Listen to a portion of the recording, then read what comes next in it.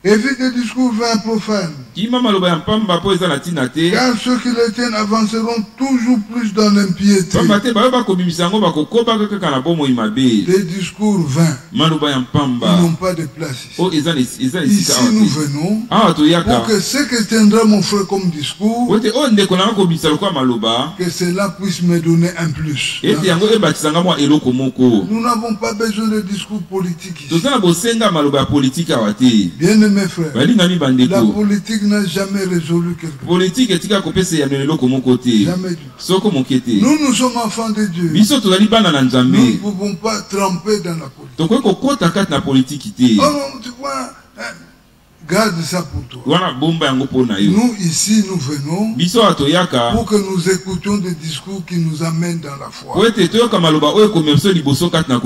Si tu viens avec autre chose, sache que cela est vain et profane. Et cela va nous conduire plus dans l'impiété.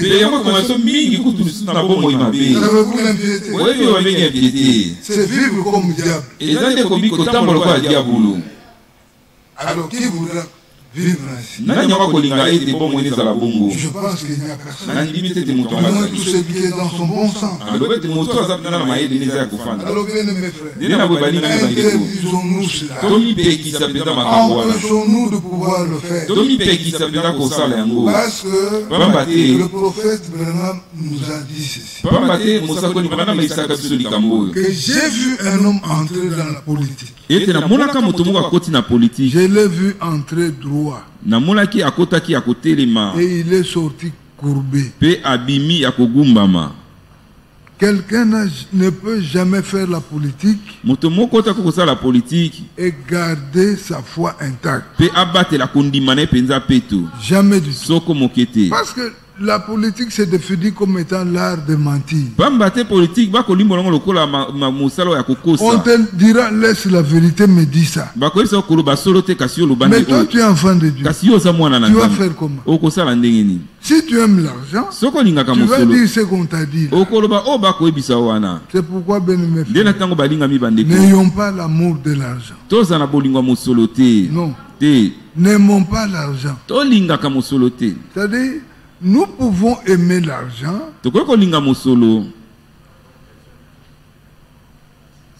comme étant un serviteur pour nous aider à accomplir un besoin. Mais quand tu es animé de l'amour de l'argent,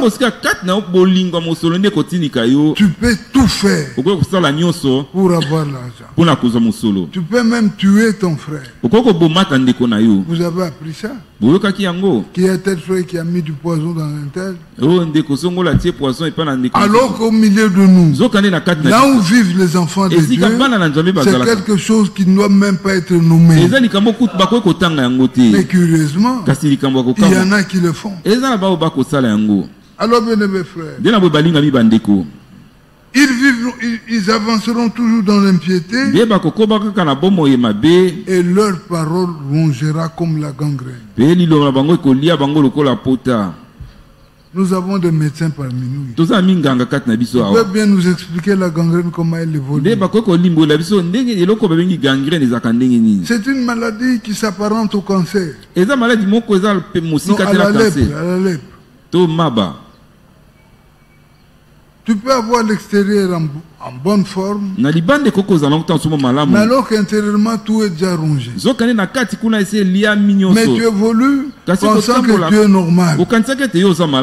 Oui, il y a la foi de plusieurs qui a été dérangée. Ils pensent qu'ils ont encore la foi, mais alors qu'en réalité ils ont autre chose. Parce que la foi se nourrit de la parole. De la parole droite et correcte, où chaque chose est mise à sa place. La foi ne veut pas qu'on puisse, c'est-à-dire ne veut pas te pousser à ce que tu cherches la gloriole. Non. Non, bien mes frères. La foi marche au rythme de la parole. La foi n'est pas là pour te faire croire qu'en dehors de toi il n'y a personne. Ça c'est pas la foi. Bien-aimés frères, que le Seigneur nous en préserve. Nous ne courons pas après ces choses-là. Il y en a plusieurs qui l'ont fait et qui aujourd'hui n'ont plus la foi. Ils n'ont la foi que pour eux-mêmes. Alors en réalité, devant Dieu, ils n'ont pas de foi. Alors l'Écriture dit, ces nombres sont Hyménée et Philette.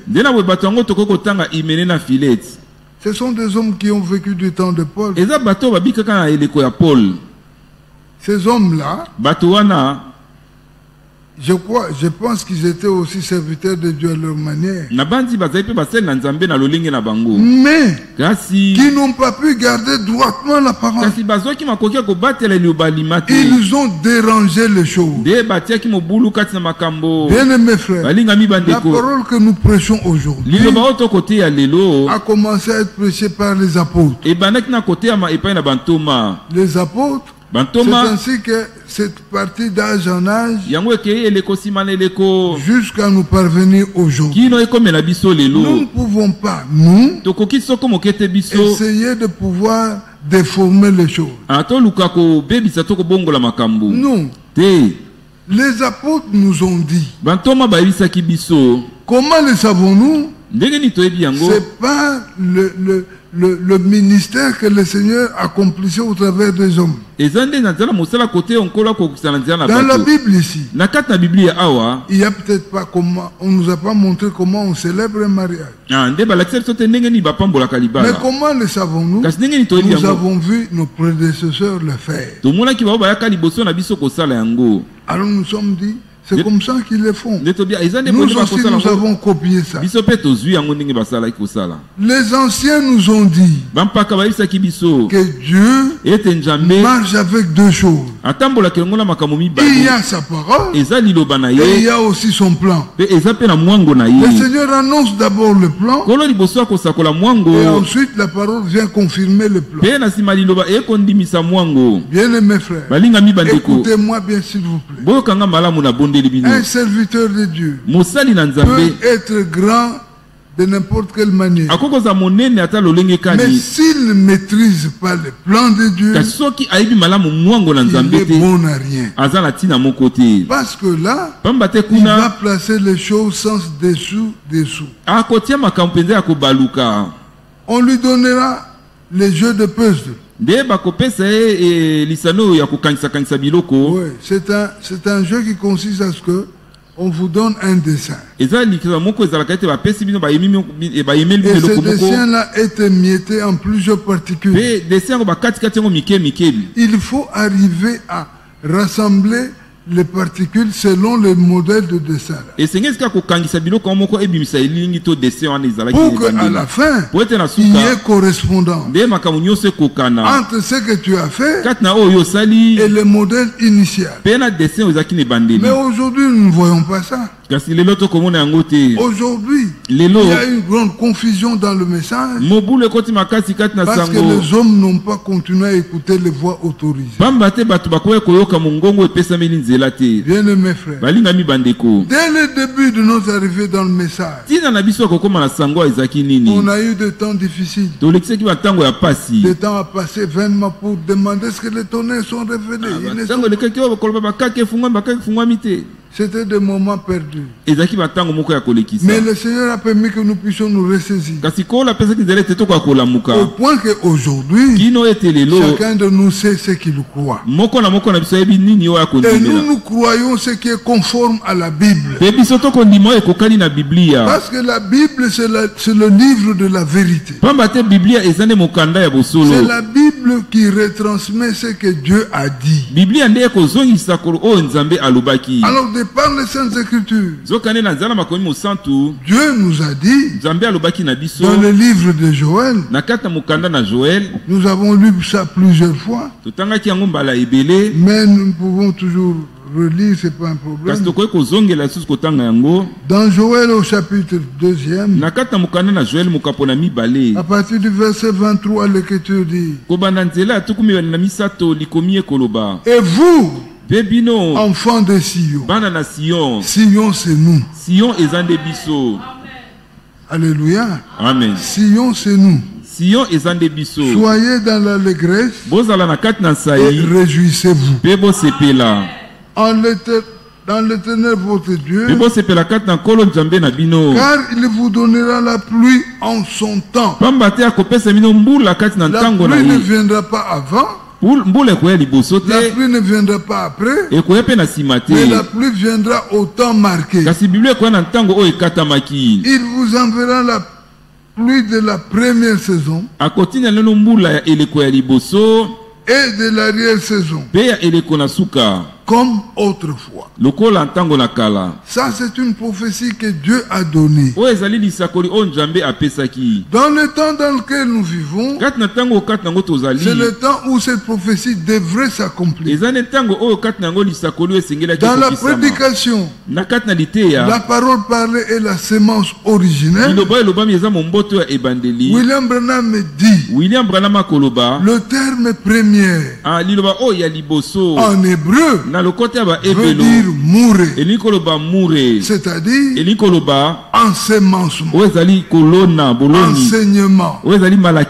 Cette pluie-là est tombée maintenant, parce que l'Église est en train d'être enseignée.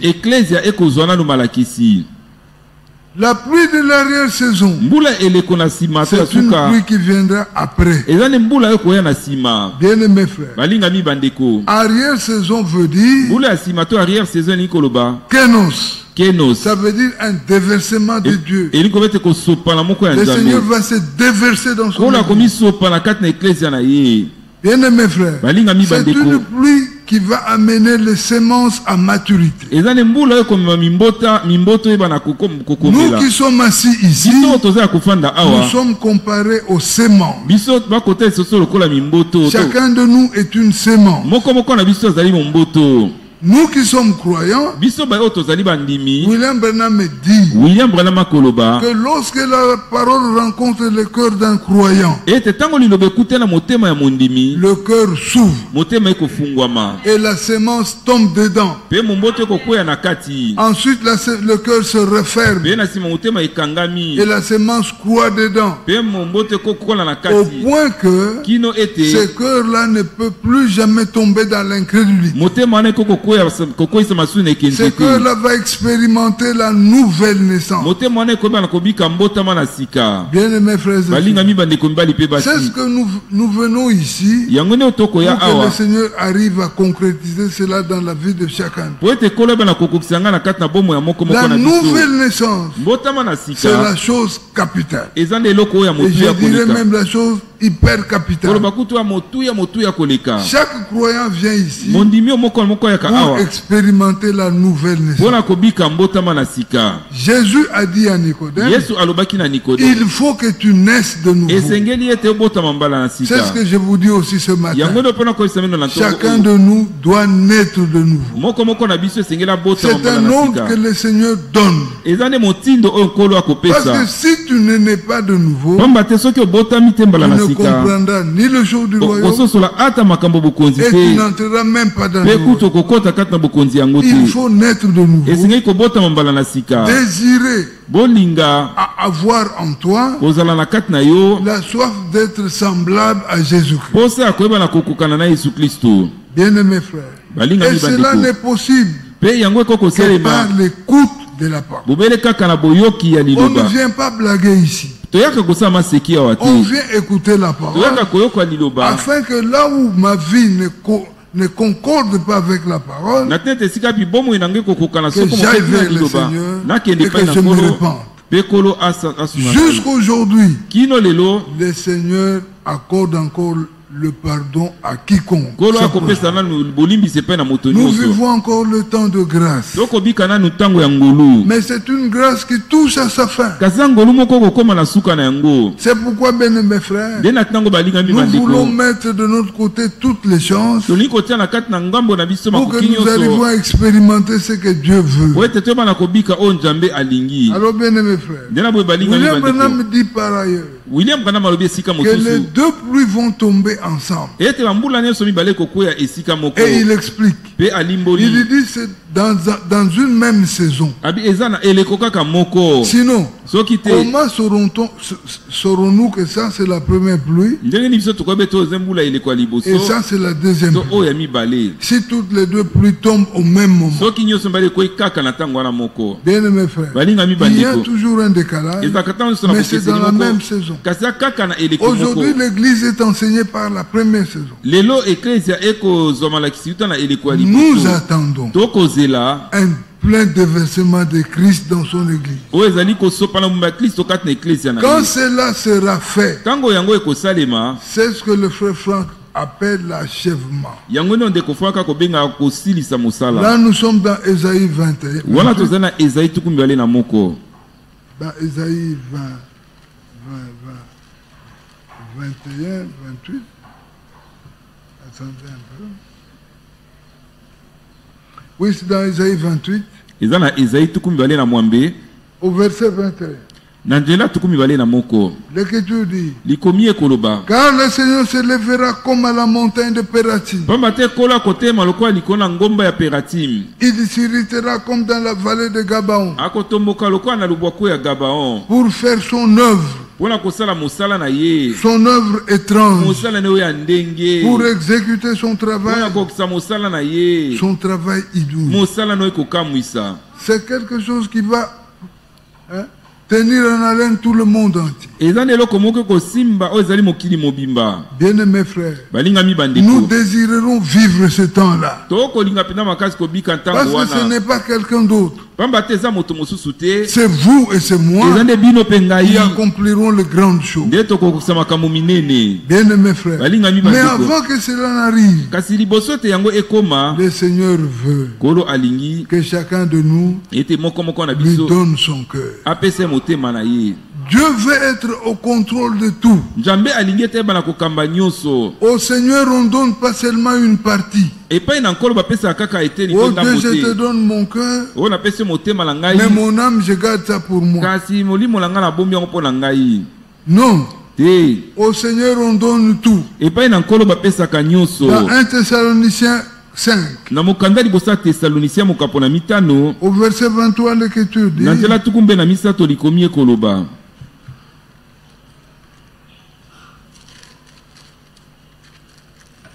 il dit que le Dieu de paix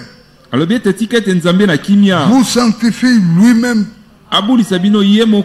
tout entier, et que tout votre aide, au Seigneur on donne tout son aide, et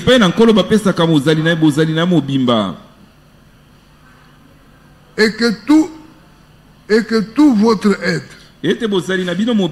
Alors là on énumère l'esprit, l'âme et le corps. Tout cela doit revenir au Seigneur. Tu ne peux pas dire non Seigneur, je te donne seulement mon esprit,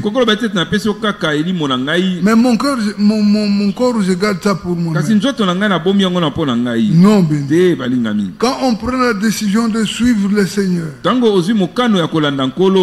veut qu'il contrôle tout. Tu cesses d'avoir le domaine réservé. Au Seigneur, on donne tout. Alors, c'est ainsi que c'est comme cela que nous pouvons espérer le voir en ce jour il descendra. Bien mes frères et sœurs, que le Seigneur nous vienne en aide. Parce que s'il n'intervient pas, il nous sera difficile de pouvoir bénéficier de tout cela. Mon frère, ma soeur, Là, je te parle comme ton frère. Je ne te connais pas. Toi aussi, tu ne me connais pas. Peut-être que tu me connais seulement de nom. Même moi aussi. Mais là, je te parle en tant que serviteur de Dieu. Je te dis, ce qui importe pour le Seigneur, c'est que ta vie puisse arriver à le plaire. Ta vie le plaira. Ta vie va lui plaire lorsque tu vas lui donner toute ta vie en entièreté. Et qui sera en mesure de tout contrôler. Sans cela, pour toi l'enlèvement ne sera qu'à l'heure. Tu vas te formuler des pensées qui, à la finalité, ne vont jamais s'accomplir. Mais pour arriver à échapper à cela, c'est question de marcher avec sincérité avec le Seigneur. Lorsque tu constates ça ne va pas, dis-le lui. Seigneur, dans ma vie, je vois que je suis encore lié à ça. Je suis encore lié au mensonge. Seigneur, délivre-moi. Si tu es sincère et que tu demandes la chose de tout ton cœur, son intervention viendra. Et tu auras bénéfice de ce que tu as demandé. Bien-aimés frères, Dieu connaît tout ça. Et Dieu connaît le cœur de chacun tel que nous sommes. Il sait qui dit la vérité et qui ne dit pas la vérité. Mais le conseil que je donne à chacun de nous est que nous aimions le Seigneur plus que tout autre chose. Aimons le Seigneur au point que nous n'arriverons jamais à lui cacher. Parce que le Seigneur connaît tout. Mais il désire que nous le déclarions. Oui, bien aimé. Je parlais d'Ésaïe 28. Alors nous nous attendons à ces deux pluies-là. Quand elles vont tomber, elles révolutionneront l'Église. L'Église ne sera pas comme nous la voyons aujourd'hui. L'Église sera ramenée à être semblable à la première église. D'ailleurs, nous aurons une portion double. C'est ça ce que Dieu a décidé. Mais bien mes frères, ce sont des choses qui ne s'accompliront que dans les chefs de ceux qui auront désiré cela. Ce n'est pas toi tu viens, tu t'avances comme si tu allais dans un stade où tu allais prendre part à un pique-nique. Alors tu viens là, tu marches nonchalamment et puis tu t'en fous de rien. Non, bien-aimé, il faudrait que le Seigneur voie combien nos cœurs aspirent à ça. Bien-aimé frère, c'est ce que le Seigneur attend. Et il voudrait voir l'engagement que chacun de nous doit prendre devant lui. Il faudrait que nos réunions puissent avoir une nouvelle, que ça puisse être changé.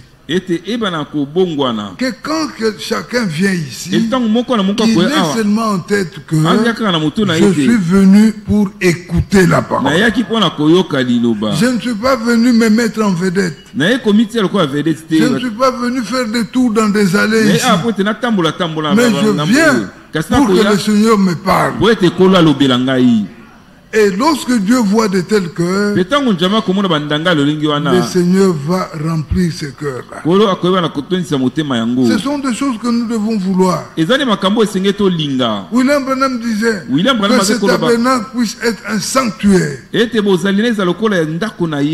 Que chacun puisse venir à l'église, il est d'abord respectueux, il est silencieux, il s'attend au Seigneur, il ne vient pas pour déranger. Parce que le Saint-Esprit est très timide. Dès qu'il y a un bruit, il part. Alors, bien mes frères, qu'est-ce que nous aurions comme bénéfice dans ce temps-là? Tenir un culte là où il n'y a pas d'esprit. Que le Seigneur nous vienne en aide, afin que chacun désire être respectueux.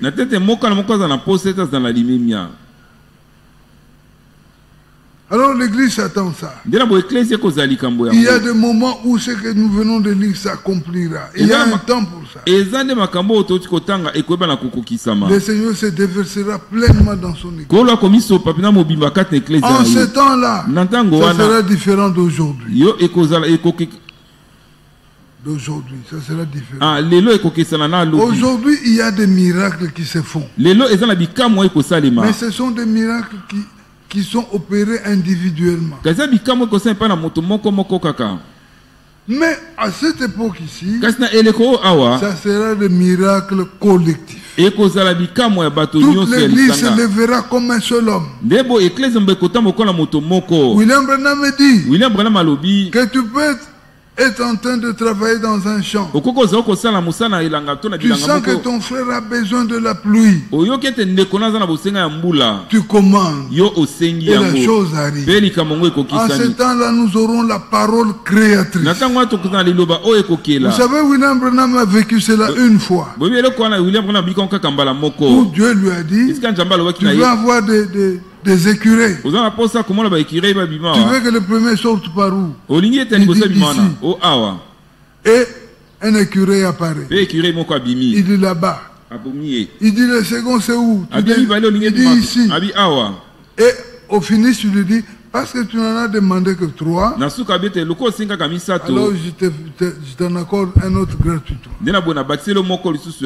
Bien aimé frère, William Branham pour nous était un échantillon. Le Seigneur voulait nous dire, l'avez-vous vu? C'est comme cela que vous aussi vous faites. Et nous sommes tranquilles. Nous nous disons, nous le ferons. Bien aimés frères, mais nous pourrons le faire que ceux qui auront une vie consacrée aussi. Des hommes qui auront évité de vivre dans une vie de péché. Bien aimés frères, cela est possible de par la parole que nous avons reçue. Vous savez la parole que le Seigneur nous a ramenée en ce temps. Elle peut faire qu'elle puisse faire sécher tous les désirs mauvais qu'on avait. Souvenez-vous de cet arbre-là qui n'avait pas donné de fruit. Et Jésus a dit, plus jamais personne ne mange de ton fruit. Il l'a dit aujourd'hui. Et demain, quand ils sont repassés par là, Pierre lui dit, n'est-ce pas l'arbre que tu avais maudit? Mais regarde, il a séché jusqu'à ses racines. Bien aimé frère, c'était la parole. Et aujourd'hui, nous avons reçu la même parole. Si nous la croyons de tout notre cœur, elle se produit des effets. Oui, bien aimé frère. Maintenant, nous allons revenir dans Timothée, là où nous étions. Nous lisons 2 Timothée, au chapitre 2e.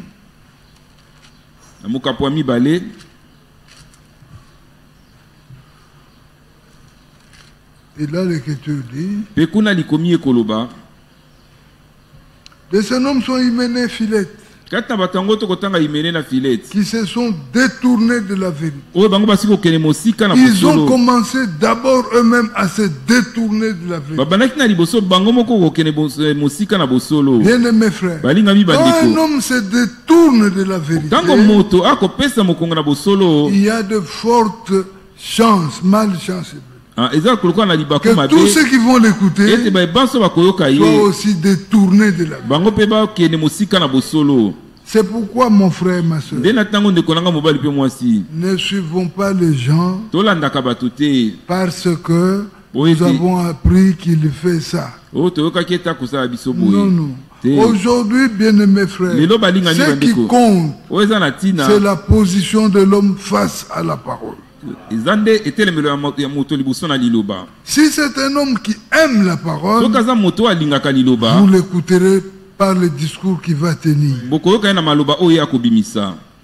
Mais si c'est quelqu'un qui s'est détourné de la vérité, il vous détournera aussi de la vérité.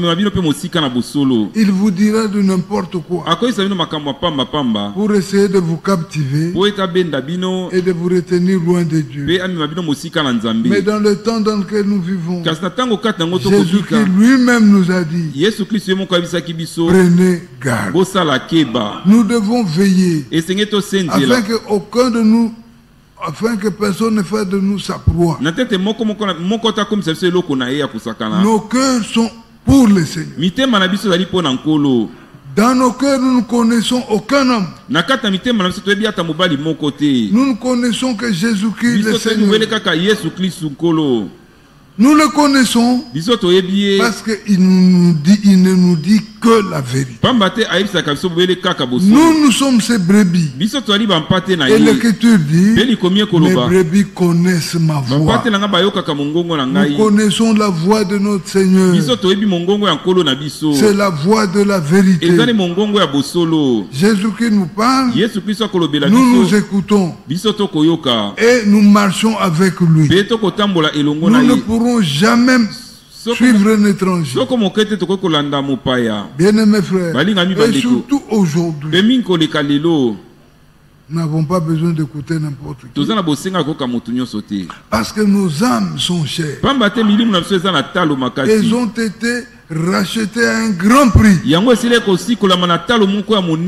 par un seul Seigneur. C'est à lui que nous voulons donner tout. Bien-aimés frères, nous voulons appartenir au Seigneur Jésus de tout notre être. Corps, esprit et âme. Tout au Seigneur.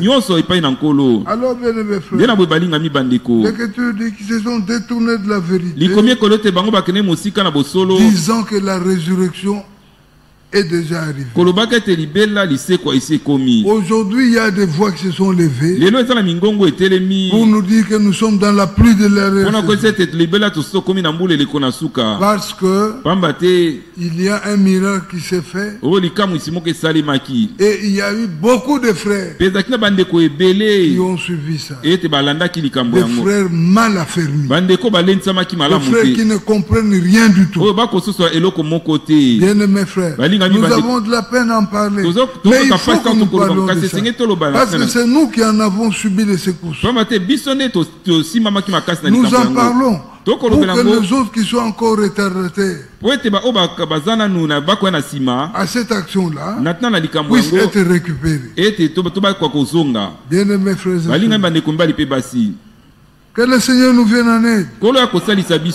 Parce que nous savons que lorsque quelqu'un est frappé par la fausse doctrine, c'est un homme qui n'écoute plus rien. Il n'est plus récupérable.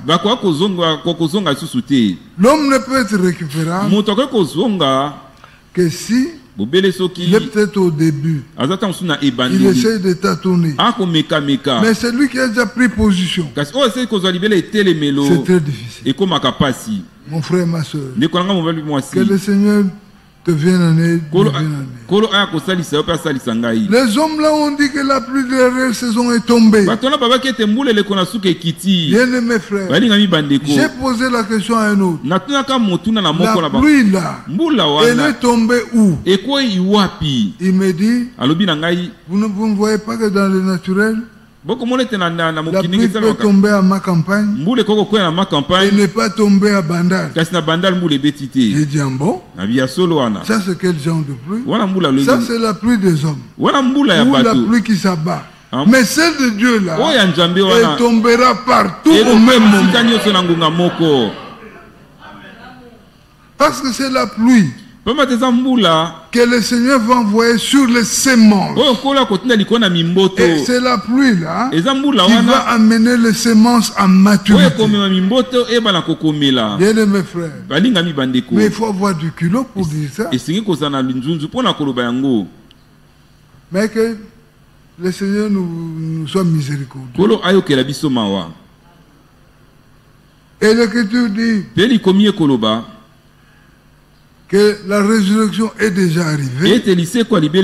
Par ce fait-là, il renverse la foi de quelques-uns. Plusieurs ont eu la foi renversée. Oui. Nous reconnaissons tout cela. Nous en avons souffert. Personne d'autre ne pouvait nous écouter. Parce qu'il fallait écouter seulement tel. Celui qui voit bien. Bien aimé frère. Dieu connaît son peuple. Dieu connaît ses serviteurs. Et qu'il les serve honnêtement. On n'est pas venu à la recherche de l'argent pour servir Dieu. Non. Les seigneurs, on ne le sait pas pour l'argent. Bien aimé frère, je peux vous dire sincèrement, au nom du Seigneur Jésus-Christ, il y a peut-être 12 ans, que cette église traverse des moments très difficiles où on perçoit notre salaire à compte-gouttes. Tout le monde le sait. Mais nous venons toujours avec le même engagement. Pourquoi? Parce que nous ne servons pas le Seigneur pour l'argent.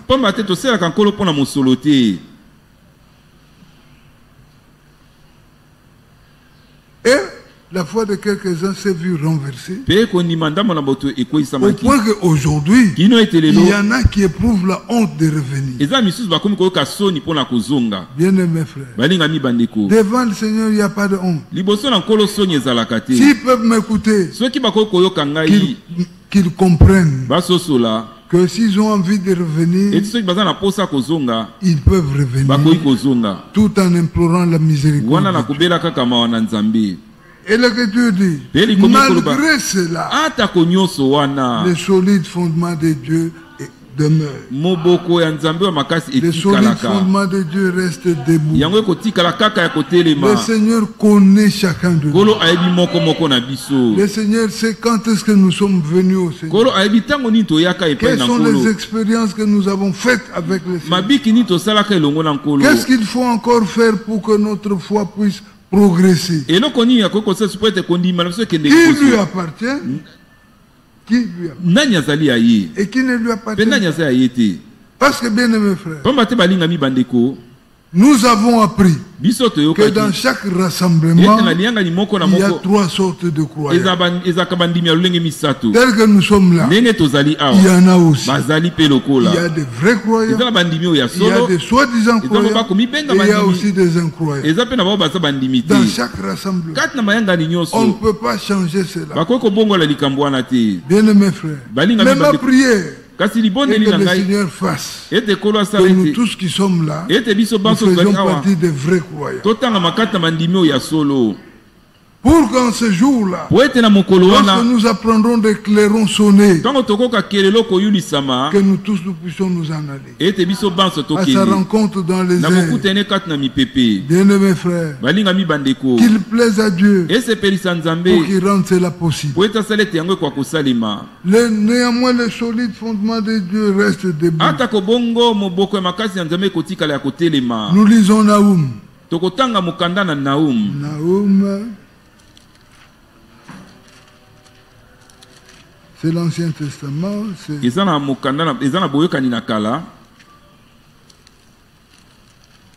C'est le livre qui se trouve après Michée et avant Habakkuk. Après Michée et avant Habakkuk. L'Écriture dit dans Michée, dans Naoum au chapitre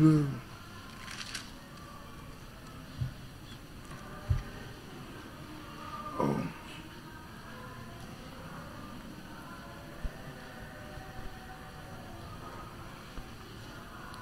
Dans Naoum au chapitre 1er. Le verset 6 dit. Qui résistera devant sa fureur?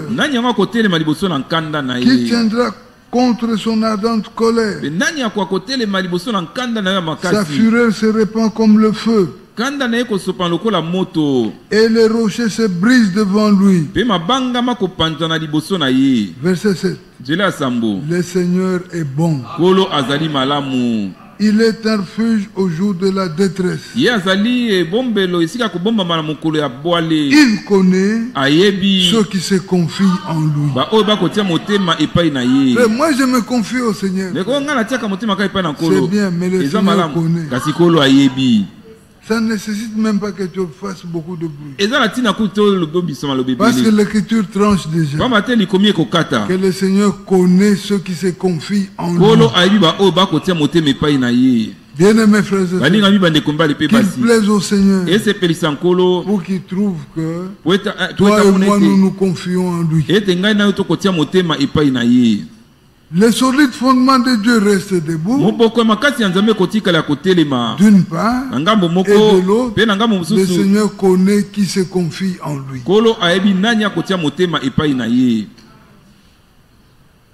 Les solides fondements de Dieu restent debout. Avec ces paroles qui lui servent de sceau. Le Seigneur connaît ce qui lui appartient. Bien-aimés frères, l'Écriture dit que les solides fondements de Dieu restent debout. Et ces paroles qui lui servent de sceau. Aujourd'hui, bien-aimés frères, nous sommes appelés à recevoir chaque parole qui est venu vers nous. Parce que l'écriture dit toute écriture est inspirée de Dieu. Quand nous sommes devant chaque parole, empressons-nous de la croire. Parce que Dieu c'est sa parole. Dieu n'est pas différent de sa parole. Aujourd'hui nous avons Dieu sous forme des écritures. Par le passé, la parole que nous lisons ici était la parole parlée. Mais cette parole parlée a été rendue parole écrite. C'est ce que nous lisons aujourd'hui. Et dans le temps dans lequel nous vivons, la parole écrite doit devenir la parole, est devenue la parole revenue. Elle est devenue la parole revenue. Et la parole révélée doit devenir la parole crue et vécue. Nous devons croire la parole et aussi la vivre. En Israël une fois, on a vu Ésaïe 40 prendre corps et commencer à marcher dans le monde. Un homme devenu écriture. Bien-aimés frères, en ce temps aussi, cela peut être possible. C'est pourquoi, bien-aimés frères, ayons un respect profond pour la parole de Dieu. Respectons la parole. Disons-nous, chaque fois que nous sommes devant les Écritures, que c'est Dieu qui me parle. Je ne suis pas plus important que la parole. Alors bien mes frères, que le Seigneur nous vienne en aide. Que le Seigneur qui sait voir la misère de chacun vole secours de ça. Et l'Écriture dit il connaît ce qui lui appartient. Et quiconque prononce le nom du Seigneur qui se c'est ce que nous devons faire. L'iniquité, c'est le péché qu'on fait volontairement. Tu sais que c'est mauvais, mais malgré ça tu le fais. Bien mes frères, dans le psaume 103, le Seigneur pardonne même toutes nos iniquités. Mais aujourd'hui, par amour pour le Seigneur, je peux m'empêcher de faire les iniquités. J'en suis capable. Parce que le Seigneur m'a tout donné. Il m'a donné tout pour que je sois participant de sa nature divine. Bien mes frères, cela est possible.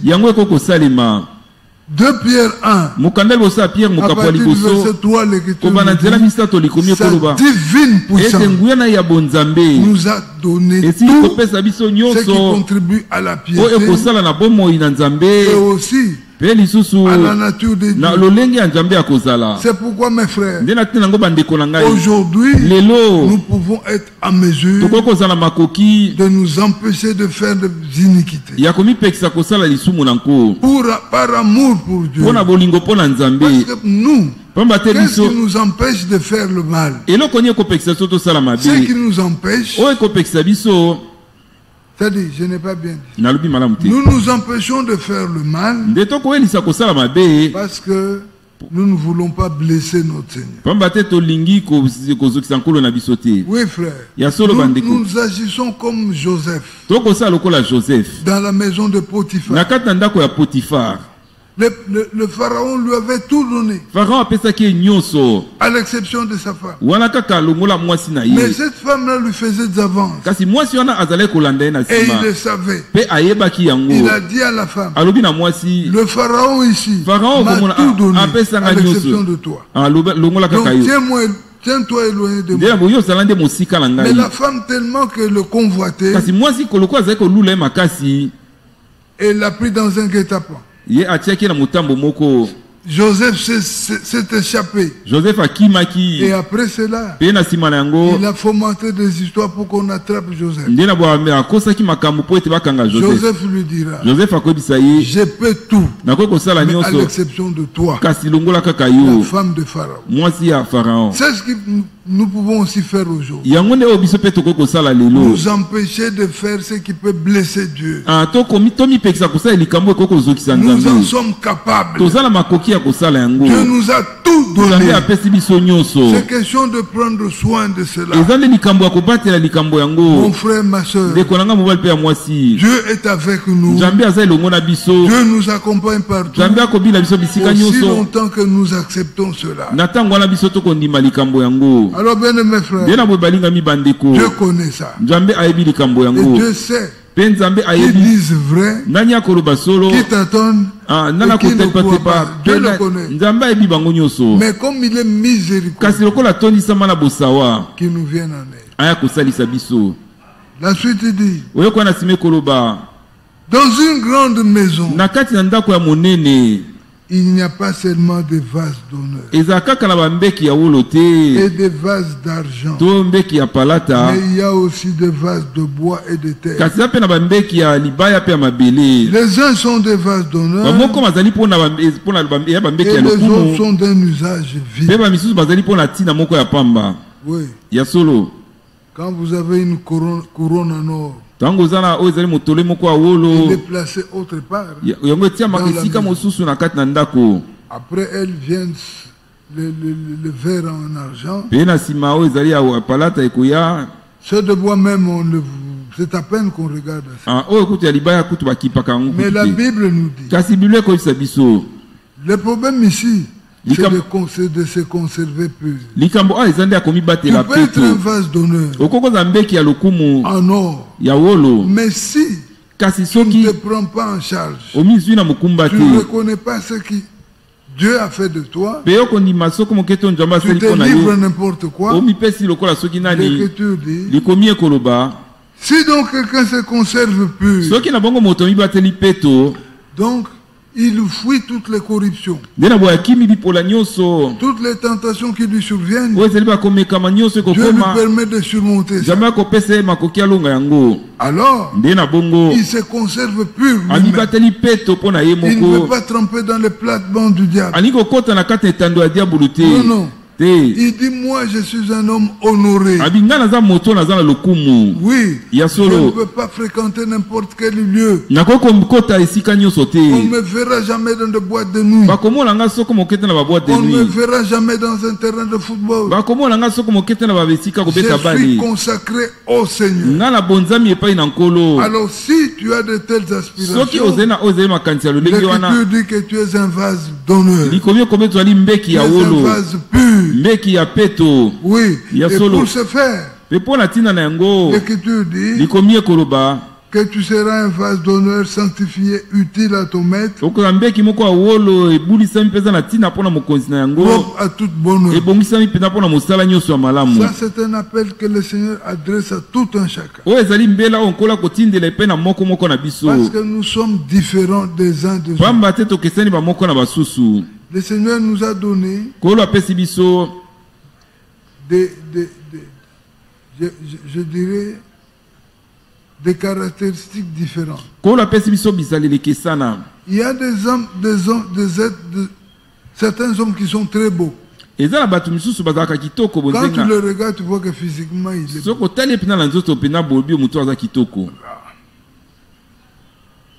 Un autre, il n'est pas beau. Vous voyez? Ça, c'est ce qui vient naturellement. Mais si c'est lui qui est beau là, moi je suis beau. En tout cas, je peux faire ce que je veux. Il est dupé par sa beauté. Mais c'est lui qui peut être beau, mais qui n'utilise pas sa beauté pour des fins qui sont pas bonne, qui se prend au sérieux. Cet homme-là, le Seigneur va le prendre pour un vase d'honneur. Alors, bien mes frères, nous venons à l'église pour que chacun de nous puisse devenir ce vase-là. Que chacun puisse devenir un vase d'honneur. Peu importe ce qu'il est. Mais compte tenu de ce qu'il prend comme engagement, il prend tout avec négligence, sauf la vie de Dieu. Alors un tel homme fera le plaisir de Dieu. Alors pour Dieu, il sera un vase d'honneur. Bien-aimés frères, l'Écriture dit, si donc quelqu'un se conserve pur en s'abstenant de ces choses, quelle chose? L'Écriture dit au commencement là que les choses qui peuvent avilir l'homme, qui peuvent faire que l'homme puisse se dénaturer un peu. Là, nous sommes dans Galates 5. Oui, bien, mais chacun de nous connaît ça. Ce sont des choses que nous avons fait dans le monde. Nous n'avons pas le droit d'amener encore cela dans le Seigneur. Ici, nous sommes venus chercher la pureté. Ici, nous sommes venus chercher la consécration. Le péché, c'est en dehors d'ici. Bien mes frères, cela doit être compris par chacun de la manière correcte. La vie chrétienne, c'est une vie qui n'a pas à être confondue avec le monde. Dans le monde, on avait besoin d'être vu. Mais ici, on a besoin que Christ soit vu. Que nous tous nous puissions nous diluer en lui. Parce que c'est lui l'important. C'est lui l'homme essentiel. Alors bien mes frères, que cela puisse captiver la vie de chacun. Aujourd'hui, les croyants sont la principale priorité de Dieu. Qu'à leur tour aussi, ils puissent faire aussi que le Seigneur puisse devenir pour eux leur objet de convoitise. C'est ça. Que je convoite Christ. Que tout ce que je fais puisse m'approcher de Christ. Qu'il me trouve agréable à lui. Bien aimés frères et sœurs. Le verset 22. Aujourd'hui, nous allons terminer un peu à temps. L'Écriture dit: si donc quelqu'un se conserve pur, fuit les passions de la jeunesse et recherche la justice,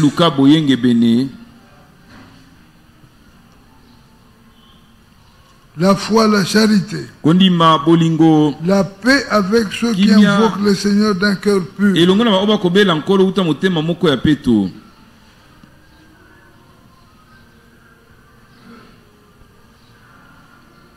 J'aimerais m'attarder un peu sur le verset 22. L'Écriture dit: fuis les passions de la jeunesse et recherche la justice. La justice selon Dieu. Bien-aimés frères, dans le psaume 111, l'Écriture dit, nous sommes dans le psaume 111. Dans l'Écriture dit, c'est un verset que j'ai déjà exploité ici. Mais l'Écriture dit, psaume 111, l'Écriture dit, je louerai le Seigneur de tout mon cœur dans la réunion des hommes droits et dans l'assemblée. Ce verset ici, dans la version allemande, il est traduit différemment. L'Écriture dit, je louerai le Seigneur de tout mon cœur dans la réunion des hommes qui sont justes. Bien-aimés frères, un homme qui est juste comprend toutes choses de la manière juste. Alléluia. Amen. C'est comme cela. Il comprend tout de la manière juste. Il peut même être injurié. Mais il prend l'injure là. Il voit en cela une bénédiction. Nous lisons 2 Samuel 16.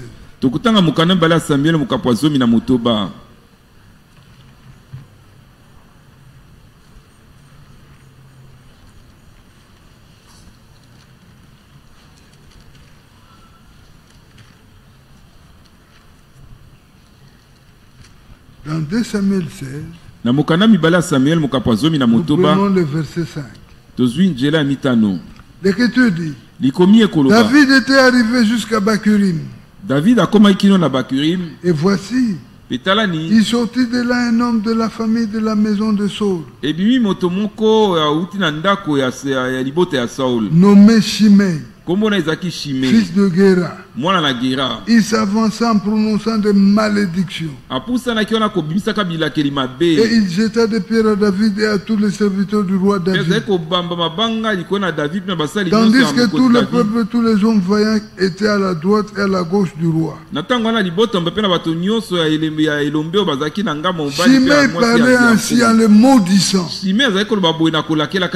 Va-t'en, va-t'en, homme de sang, méchant homme. Le Seigneur fait retomber sur toi tous les sons de la maison de Saul, dont tu occupais le trône. Et le Seigneur a livré le royaume entre les mains d'Absalom ton fils. Et te voilà malheureux comme tu le mérites, car tu es un homme de sang. Alors Abishai, fils de Teruja, Abishai mwana na Teruja dit au roi, alobina mokonzi, pourquoi ce chien mort maudit-il le roi? Maudit-il mon roi? Laisse-moi, je te prie, aller lui couper la tête. Le garde n'a pas pu supporter ces paroles méchantes qui étaient adressées à l'endroit du roi David. Mais lui-même n'était pas roi. C'est David qui était roi. Lui qui était quelqu'un d'autre, il n'a pas pu supporter. Il a demandé à David, ordonne que je lui coupe la tête. Écoutez maintenant la réponse de David. Un homme qui avait le cœur juste. Mais le roi David dit, qu'ai-je à faire avec vous, fils de Teruja? S'il maudit, c'est que le Seigneur lui a dit, maudit David. Qui donc lui dira pourquoi ajouter ainsi? David dit à Abishai et à tous ses serviteurs, voici mon fils qui est sorti de mes entrailles en veut à ma vie. À plus forte raison, c'est Benjamin. Laisse-le et qu'il maudisse. Car le Seigneur le lui a dit. C'était des paroles méchantes et blessantes adressées à tout un roi. Aujourd'hui au Congo, on dirait que c'est une outrage au chef de l'État. Outrage à la magistrature suprême. Mais David était là, couvert d'injures. Mais dans son cœur, Dieu a permis qu'il supporte. Si c'était moi, cet homme-là serait mort déjà. Bien, mais voyez-vous, si quelqu'un a un cœur juste, alors il comprendra tout de la manière juste. Le frère Franck ajoute que c'est quelqu'un qui a un cœur au bon endroit. Quand quelqu'un a un cœur au bon endroit, tu peux l'insulter tel que tu veux. Il sera en mesure de supporter. Qu'il plaise à Dieu qu'il nous accorde tous de tels cœurs. Mais nous, il suffit seulement que tu apprennes. Alors tu veux monter sur tes grands chevaux. Bien mes frères, à quoi bon? C'est un exemple biblique. Et la Bible dit, tout ce qui a été écrit à l'avant l'a été pour vous. Bien mes frères, qu'il plaise à Dieu, qu'il donne à chacun de nous d'expérimenter ces choses, au point que nous ayons de cœur vide. Un cœur vide. Jésus s'est tenu devant Pilate. Il était couvert d'injures. Au point que Pilate était gêné. Et il lui dit, est-ce que tu entends ces injures? Pourquoi ne réagis-tu pas? Jésus est resté muet. Parce que dans son cœur, il n'y avait rien. Nous parlons par l'abondance du cœur. Ah, toi tu blagues avec moi. Ton cœur est plein. Mais que le Seigneur vide ce cœur. Tu manqueras à dire. Bien-aimés frères, que le Seigneur nous vienne en aide et qu'il nous secoue, qu'il nous bénisse.